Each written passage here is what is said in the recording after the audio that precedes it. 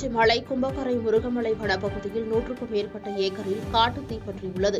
தேனி மாவட்டம் பெரியகுளம் அருகே உள்ள மேற்கு தொடர்ச்சி மலையில் கும்பக்கரை அருவிக்கு மேல் உள்ள வனப்பகுதியில் காட்டுத்தீ பற்றியது.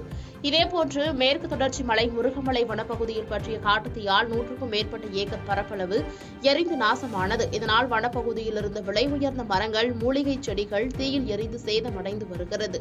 மேலும் சிறிய வகை வன உயிரினங்கள் தீயினால் பாதிக்கும் சூழ்நிலையும் ஏற்பட்டுள்ளது.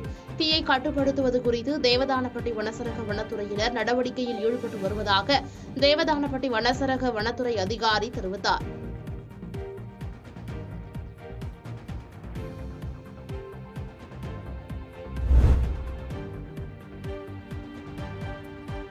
சிப்காட் பகுதியில் அமைந்துள்ள அருள்மிகு ஸ்ரீ சமயபுரத்து மாரியம்மன் திருக்கோயிலில் 1 லட்சம் ரூபாய் மதிப்பிலான புஷ்ப மலர்களால் சிறப்பு அலங்காரம் செய்யப்பட்டது. ராணிப்பேட்டை மாவட்டம் சிப்காட் காமராஜர் நகர் பகுதியில் அருள் பாலித்து வரும் ஸ்ரீ சமயபுரத்து மாரியம்மன் திருக்கோயிலில் 20ஆம் ஆண்டு பூச்சொரிதல் மற்றும் கூழ்வாத்தல் தேர் திருவிழா வெகு விமர்சையாக பக்தர்கள் முன்னிலையில் நடைபெற்றது.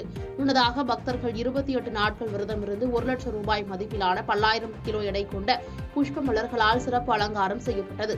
தொடர்ந்து அம்மனுக்கு காப்பு கட்டி விரதமிருந்த பக்தர்கள் மற்றும் பொதுமக்கள் என 3000க்கும் மேற்பட்டோர் வரிசையாக கூடைகளில் புஷ்ப மலர்களை எடுத்து வந்து மூலவர் சமயபுரத்து அம்மனுக்கு சிறப்பு அர்ச்சனை செய்து பூ மலர்கள் தூவி வழிபட்டனர். இதில் சிப்காட் மட்டுமின்றி மாவட்டத்தில் பல்வேறு இடங்களிலிருந்து சுமார் 3000க்கும் மேற்பட்ட பக்தர்கள் கலந்து கொண்டு சுவாமியை வழிபட்டு சென்றனர்.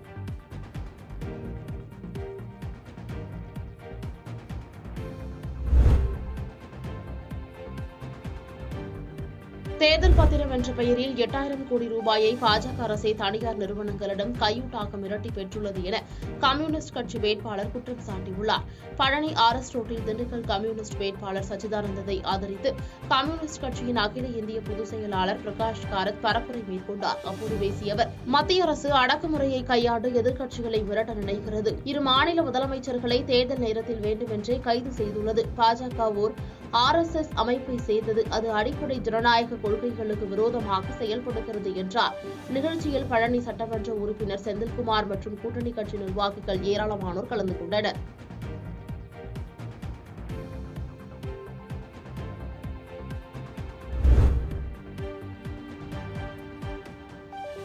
சங்ககிரியில் பாஜக வேட்பாளர் சூறாவளி பிரச்சாரம் மேற்கொண்டுள்ளார். நாமக்கல் மக்களவை தொகுதியில் பாஜக சார்பில் போட்டியிடும் வேட்பாளர் KP ராமலிங்கம் சேலம் மாவட்டம் சங்ககிரி சட்டமன்ற தொகுதிக்குட்பட்ட ஈரோடு பிரிவு ரோடு, பழைய எடப்பாடி ரோடு, சந்தைப்பேட்டை உள்ளிட்ட பகுதிகளில் தீவிர வாக்கு சேகரிப்பில் ஈடுபட்டார். அப்போது அவருக்கு உற்சாக வரவேற்பு அளிக்கப்பட்டது. பிரச்சாரத்தின் போது மத்தியில் ஆளும் பாஜக அரசின் சாதனைகளை எடுத்துக் கூறி தீவிர வாக்கு சேகரிப்பில் ஈடுபட்டார். இக்கூட்டத்தில் கூட்டணி கட்சி பொறுப்பாளர்கள் மற்றும் தொண்டர்கள் என பலர் கலந்து கொண்டனர்.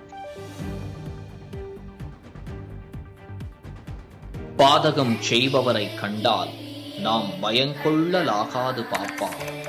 மோதி மிதித்து விடு பாப்பா, அவர் முகத்தில் உமிழ்ந்து விடு பாப்பா.